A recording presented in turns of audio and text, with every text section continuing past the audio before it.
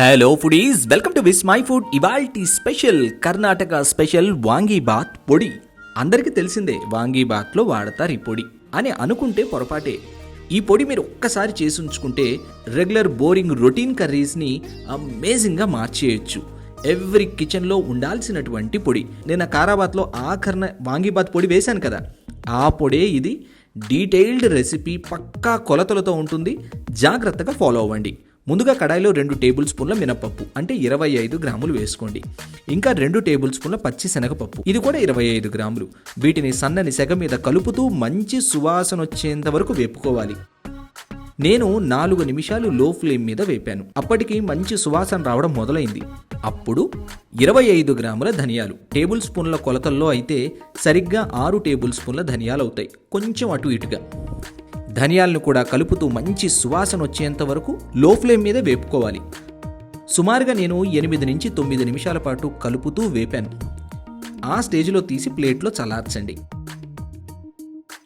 అదే కడాయిలో 15 లవంగాలు, 4 యాలకలు, 2 ఇంచుల దాల్చిన చెక్క, 2 అంగుళాల మరాఠీ మొగ్గ ముక్కలు వేసి మంచి పరిమళం వచ్చేంత వరకు వేపండి. 2-3 నిమిషాలకి మంచి సువాసన వచ్చేస్తూ ఉంటాయి. అప్పుడు ఇందులో ఓ టేబుల్ స్పూన్ గసగసాలు వేసి చిట్లనివ్వాలి. ఓ టేబుల్ స్పూన్ గసాలు అంటే 10 గ్రాములు. గసాలు చిట్లిన తర్వాత ధనియాలు వేపుకున్నటువంటి ప్లేట్లోకి తీసుకొని చల్లార్చండి. ఇప్పుడు అదే కడాయిలో అరకప్పు ఎండు కొబ్బరి తురుము వేసి సన్నని సెగ మీద కలుపుతూ వేపుకోవాలి. మంచి అరోమా వస్తే చాలు, ప్లేట్లోకి తీసేసుకోండి. రంగు మారనక్కర్లేదు. ఇప్పుడు 7 నుంచి 8 గుంటూరు మిర్చి వేస్తే చాలు. ఈ వాంగీబాత్ పొడి కారంగా ఉండదు, పరిమళాలతో ఎర్రటి రంగుతో నిండి ఉంటుంది. వేసిన ఆ 7 గుంటూరు మిర్చి కూడా అస్సలు చప్పగా ఉండకూడదు పొడి అన్న ఉద్దేశంతోనే. గుంటూరు మిర్చి కాస్త రంగు మారి పొంగుతుంది, అప్పుడు మిర్చి కూడా తీసి పక్కనుంచుకోండి.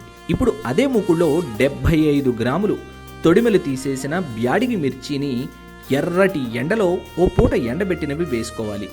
అప్పుడే క్రంచీగా వేగుతాయి. బ్యాడిగి మిర్చి వేసి 4-5 నిమిషాలు లో ఫ్లేమ్ మీద కరకరలాడేటట్టు వేపుకోవాలి. బ్యాడిగి మిర్చినే కశ్మీరీ కారంగా అమ్ముతూ ఉంటారు. దాదాపుగా కశ్మీరీ చిల్లీ, బ్యాడిగి మిర్చి రంగు, పరిమళం ఒకే రకంగా ఉంటాయి. ఈ బ్యాడిగి మిర్చి ఎర్రటి రంగుతో ప్రత్యేకమైన స్మోకీ ఫ్లేవర్తో ఉంటుంది. కారం చాలా చాలా తక్కువగా ఉంటుంది. బ్యాడిగి మిర్చి చాలా సులభంగా ఆన్లైన్లో దొరికేస్తాయి, లేదా హైదరాబాద్లో కాస్త ప్రీమియం సూపర్ మార్కెట్స్ ఉంటాయి కదా, వాటిల్లో ష్యూర్గా దొరికేస్తాయి. ట్రై చేయండి. వేపుకున్నటువంటి ఈ బ్యాడిగి మిర్చిని తీసి చల్లార్చండి. ఇప్పుడు మిక్సర్ జార్లో ముందుగా చల్లార్చుకున్నటువంటి పప్పులు, ఎండు కొబ్బరి, ఇంకా 1/2 టీ స్పూన్ పసుపు, 1/8 టీ స్పూన్ ఇంగువ వేసి మిక్సీ జార్లో వేసి మెత్తని పొడి చేసుకోండి. చూడండి, ఇలా ఉండాలి. ఇప్పుడు చల్లారినటువంటి గుంటూరు మిర్చి, బ్యాడిగి మిర్చి 2 కలిపి వేసి మెత్తని పొడిగా చేసుకోండి.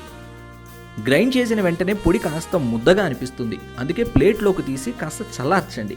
చల్లార్చిన తర్వాత మీరు ఎయిర్ టైట్ డబ్బాలో పెట్టుకుంటే కనీసం 4-5 నెలల పైన నిలవ ఉంటుంది. ఈ పొడి వాంగీబాత్లో వాడతారు. నిజమే. అలా కాకుండా మీరు నిమ్మకాయ పులిహోరలో ఆఖరణ వేయండి, లేదా కాందా పోహాలో కూడా ఆఖరణ వేసి చూడండి. అసలు ఎంత ప్రత్యేకమైన రుచి వస్తుందో. ఇంకా ఇదే కాదండి, మీరు ఏ వేపుళ్ళు, ఇగుర్లు అన్నిటిలోనూ ఆఖరణ ఈ పొడి కొంచెం తగిలించి చూడండి. లైక్ మనం గరం మసాలా వేస్తాం కదా, అలాగా చాలా చాలా ఫ్లేవర్ఫుల్, ప్రత్యేకమైనటువంటి రుచిని చేకూరుస్తుంది. ఏంటి, నచ్చిందా? ట్రై చేస్తారా? అయితే డీటెయిల్డ్గా రెసిపీని చదువుకుంటూ చేయడానికి vismyfood.com వెబ్సైట్ విజిట్ చేయండి. అలాగే మీరు తయారు చేసిన ఆ రెసిపీ పిక్ని నాతో విస్మై ఫుడ్ ఇన్స్టాగ్రామ్ని ఫాలో అవుతూ ట్యాగ్ చేయడం మాత్రం మర్చిపోకండి.